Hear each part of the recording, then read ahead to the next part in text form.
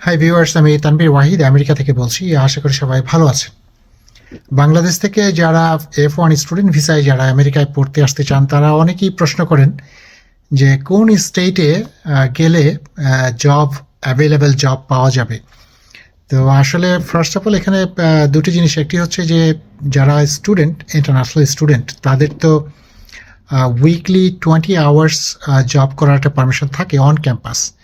এর বাইরে যেটি হয় সেটি অনেকে করেন, সেটি নিয়ে খুব বেশি বলতে চাই না, বাট অনেকে জিজ্ঞেস করেন যে জব অ্যাভেলেবেল কোথায় আছে এবং কোন স্টেটে কীরকম জব পাওয়া যায়। প্রথমত দেখতে হবে যে আপনার ইউনিভার্সিটিটা লোকেশনটা কোথায়। যদি এরকম হয় আপনার ইউনিভার্সিটি একটা সাবারবান এরিয়ার লোকেটেড এবং সেখানে সিটি হয়তো আপনার আশেপাশে নেই, তাহলে কিন্তু জব পাওয়ার ক্ষেত্রে আপনার সমস্যা হতে পারে। আর একটা জিনিস আপনি গুগল থেকে বের করতে পারেন যে আপনি আপনার ইউনিভার্সিটি যেখানে থাকবে বা আপনি যেখানে থাকবেন সেখানকার আপনার কমিউনিটির লোকজন কীরকম আছে। তো সেটি আসলে কিভাবে বের করবেন, কারণ এখানে তো কারো পক্ষেই বলা সম্ভব না আমেরিকার 50টা স্টেট যে কোন স্টেটে বাঙালি, ইন্ডিয়ান, পাকিস্তানি বা আমাদের যে এশিয়ান কমিউনিটি সেগুলা কী পরিমাণ লোক থাকে সেটি বলা মুশকিল। আমরা হয়তো জানি নিউ ইয়র্কের কথা, জানি ক্যালিফোর্নিয়ার কথা, জানি new York, California, Washington, Virginia, সেখানে বাঙালি অনেক কমিউনিটি আছে। বাট এরকম অনেক স্টেট আছে যেখানে বাংলাদেশ থেকে প্রচুর স্টুডেন্ট সেখানে পড়াশোনা করতে চান, অ্যাডমিশন নেন।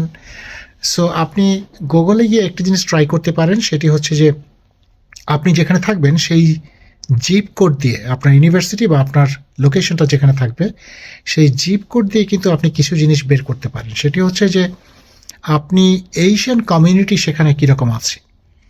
তা আমার এক্সপিরিয়েন্স যেটি বলছে যে যে কোনো জায়গায় যদি আপনি এশিয়ান কমিউনিটি ওভার 7% দেখেন তাহলে বুঝতে হবে সেখানে কিছু বাঙালি, পাকিস্তানি বা ইন্ডিয়ান বা চাইনিজ লোকজন সেখানে থাকে। আর এটি বলার আরেকটি কারণ হচ্ছে যে বাংলাদেশি স্টুডেন্ট যারা কাজ করেন তারা কিন্তু ম্যাক্সিমামই আমাদের এই কমিউনিটি বা আমাদের এশিয়ান যে সমস্ত বিজনেস যারা করেন তাদের ওখানেই বিভিন্ন ধরনের কাজ, সেটা হতে পারে গ্রোসারি, সেটা হতে পারে আপনার গ্যাস স্টেশন যেটাকে আমরা পেট্রোল পাম্প বলি, বা সেটা হতে পারে কোনো রেস্টুরেন্ট। তো এই ধরনের প্রতিষ্ঠানগুলোতেই বেশি কাজ করে থাকেন।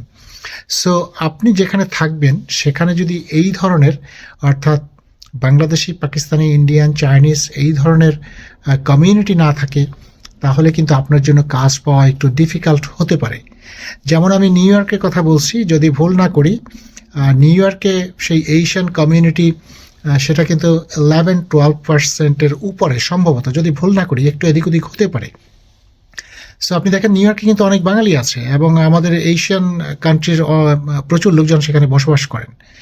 সো এইরকম যদি মোটামুটি 7-8%ও থাকে তাহলে বুঝতে হবে সেখানে আমাদের এশিয়ান লোকজন মোটামুটি কিছু থাকেন এবং ছোট হলেও কমিউনিটি আছে।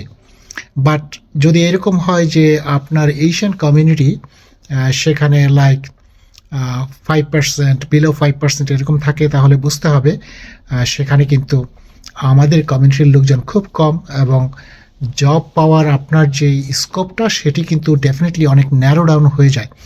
আপনি হয়তো জব পাবেন, কিন্তু যদি একটা জব কখনো চলে যায় তাহলে আরেকটি জব পেতে আপনার হয়তো সময় লাগতে পারে এবং আপনাকে স্ট্রাগল করতে হতে পারে। এই জিনিসগুলা আপনাকে চিন্তা করতে হবে। আরেকটি জিনিস হচ্ছে যে যে কোনো স্টেটই আপনার জন্য জব পাওয়া ইজি হতে পারে যদি আপনার কোনো নেটওয়ার্ক থাকে, অর্থাৎ আপনার পরিচিত এমন কোনো আত্মীয় স্বজন বা ফ্রেন্ড বা যাদেরকে আপনি ভালো করে চেনেন এবং যারা আপনাকে হয়তো হেল্প করতে পারবে, সেই রকম যদি থাকে তাহলে ডেফিনেটলি আপনি যে কোনো স্টেটেই আসতে পারেন এবং সেখানে তাদের থেকে একটা হেল্প ডেফিনেটলি আপনি পাবেন জবের ক্ষেত্রে। সো আমেরিকায় আমি বলবো যে যারা স্টুডেন্ট হিসাবে এখানে পড়াশোনা করতে চান এবং পড়াশোনার পাশাপাশি যারা আপনার অ্যাকোমোডেশন এবং টিউশন ফিসের একটা বড় অংশ ওখান থেকে তুলতে চান, তাহলে বলবো যে যেই মেইন যেই স্টেটগুলো বা যেই সিটিগুলা, যেমন new York, California, Washington, Virginia এই সমস্ত স্টেটগুলোতে আসাই ভালো। আর যাদের সেলফ ফাইন্যান্সিং আছে, যে না আমার কাজ না করলেও চলবে, তারা যে কোনো জায়গায় যে কোনো স্টেটেই তারা যেতে পারেন। আর যাদের স্কলারশিপ আছে অ্যাটলিস্ট 50%, 70% বা 100%, তারাও যে কোনো স্টেটেই যে কোনো ইউনিভার্সিটি তাদের জন্য ভালো হয়, বা স্কলারশিপ যেখান থেকে পান সেখানে তারা পড়াশোনা করতে পারেন, সমস্যা নেই। শুধুমাত্র বলছি যে যারা মূলত ডিপেন্ড করেন যে জব করে টিউশন ফিস এবং অ্যাকোমোডেশনের একটা বড় অংশ সেখান থেকে আপনার ম্যানেজ করতে হবে, তাহলে ডেফিনেটলি আপনার স্টেট সিলেকশন, এবং শুধুমাত্র স্টেট না, আপনি আবারও বলছি আপনি যেই লোকেশনে থাকবেন, আপনি হয়তো নিউ ইয়র্ক সিলেক্ট করলেন, তো তার মানে এটা না যে নিউ ইয়র্কের প্রত্যেকটা জায়গায় প্রচুর জব। এমন একটা জায়গা আপনি ইউনিভার্সিটি যেখানে হয়তো নিউ ইয়র্ক সিটি থেকে হয়তো বা 60 মাইল বা 100 মাইল দূরে আছে, এবং একটা রিমোট এরিয়া, সেখানে হয়তো জবের অপরচুনিটি সেরকম নাই। সো মেক শিওর যে আপনি যেই জিপ কোডে থাকবেন সেই জিপ কোডের আশেপাশে এটা সিটি বা কমিউনিটি সেখানে আছে কিনা, বা সেখানে প্রচুর জব আছে কিনা, এটা একটু দেখতে হবে। সো ভালো থাকবেন সবাই, ধন্যবাদ সবাইকে।